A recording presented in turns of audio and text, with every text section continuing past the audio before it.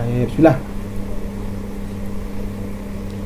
Baiklah, Assalamualaikum warahmatullahi wabarakatuh. Perkenalkan, nama saya Muhammad Arfatwa dengan denim D0221081 kelas F. Baiklah, sekarang saya akan mempresentasikan materi tentang Linux.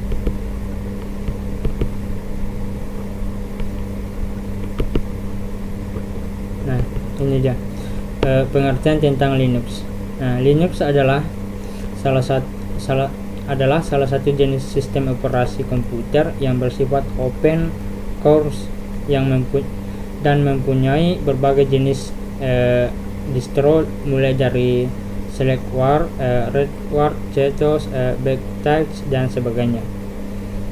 Pengertian Linux adalah sebagai sistem operasi yang menggunakan kernel Linux. Kernel Linux ini adalah sebagai terkecil dari sistem operasi yang bertugas untuk melakukan manajemen CPU, memori, dan perangkat-perangkat tambahan lainnya.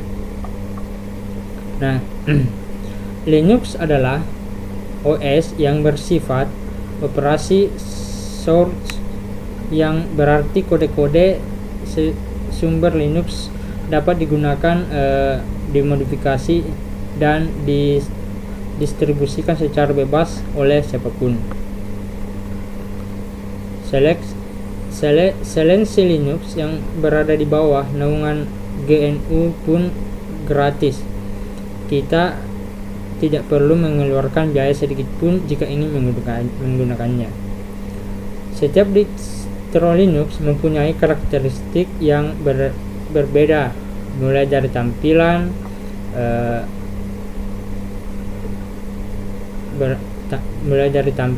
kerumitan penggunaan, hingga tujuan penggunaannya.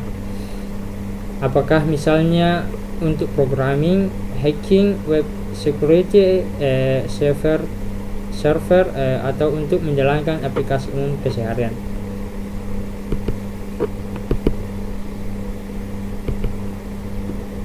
Nah, kelebihan dan kekurangan Linux. Setiap sistem operasi pasti memiliki kelebihan dan kekurangannya masing-masing. Linux sebagai sistem operasi source tentunya memiliki banyak kelebihan. Berikut adalah kelebihan dari Linux. Yang pertama itu adalah Linux gratis. Linux merupakan sistem operasi yang dapat digunakan oleh setiap saja dengan gratis. Berbeda dengan sistem operasi lain seperti Windows dan yang memerlukan biaya untuk menggunakannya. Yang kedua, menggunakan kode 32 bit. Dengan menggunakan kode menjadikan Linux berjalan dengan baik dan meminimalisir terjadinya crash saat menjalankan aplikasi. Nah, tingkat keamanan. Yang ketiga, tingkat keamanan tinggi. Walaupun bersifat open source, namun Linux memiliki tingkat keamanan yang tinggi dibandingkan sistem operasi lain. Dengan sistem keamanan yang tinggi menjadikan Linux aman dari serangan virus yang dapat mengancam data-data di komputer. Yang keempat, tampilan garis bagus. Dalam setiap versi dan jenis Linux yang dirilis terlihat jelas bahwa Linux sangat memperhatikan dalam hal garis. Sebagai contoh, pada Linux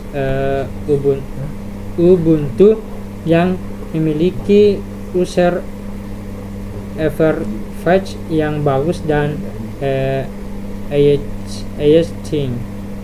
Yang kelima, kode sumber Linux dapat dimodifikasi. Dalam sifat Linux yang open source memungkinkan kode sumber dari Linux untuk melakukan modifikasi. Tentu hal ini sangat menarik perhatian para programmer. Yang ketujuh, lebih ringkas ketika dijalankan. OS Linux tidak membutuhkan sumber daya atau resource yang besar untuk menjalankannya. Ia bahkan dapat berjalan pada komputer jadul sekalipun. Tinggal kita sesuaikan saja dengan kebutuhan kita.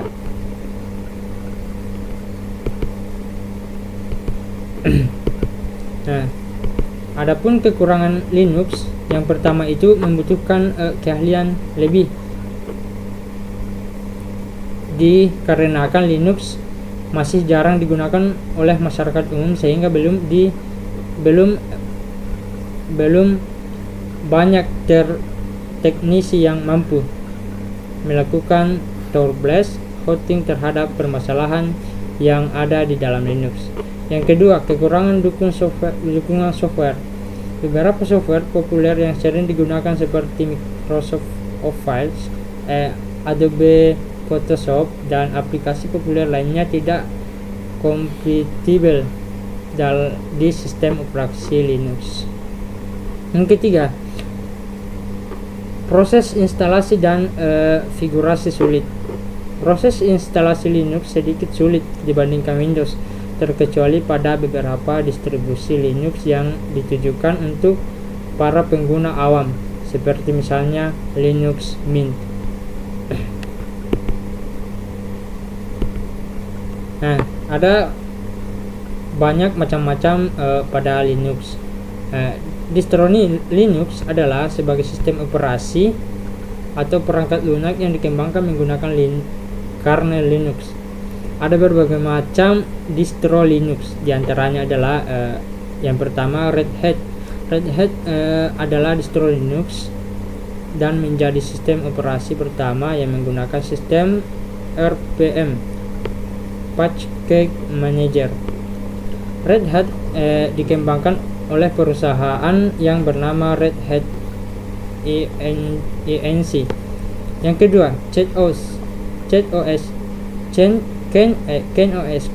atau Community Enterprise Operating System dikembangkan oleh The CentOS Project dengan menggunakan kode sumber dari Red Hat. Yang ketiga, Fedora merupakan distro Linux yang dalam pengembangannya disponsori oleh Red Hat. Yang keempat, OpenSUSE.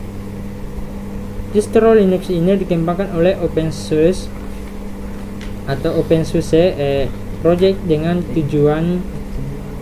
tujuannya supaya kinerja Linux lebih stabil dan user friendly. Yang kelima,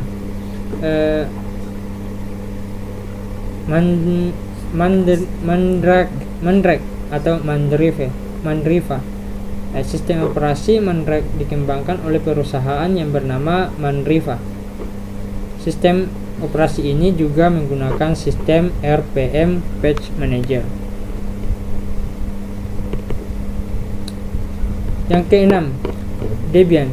Debian diciptakan oleh Ilan Murdoch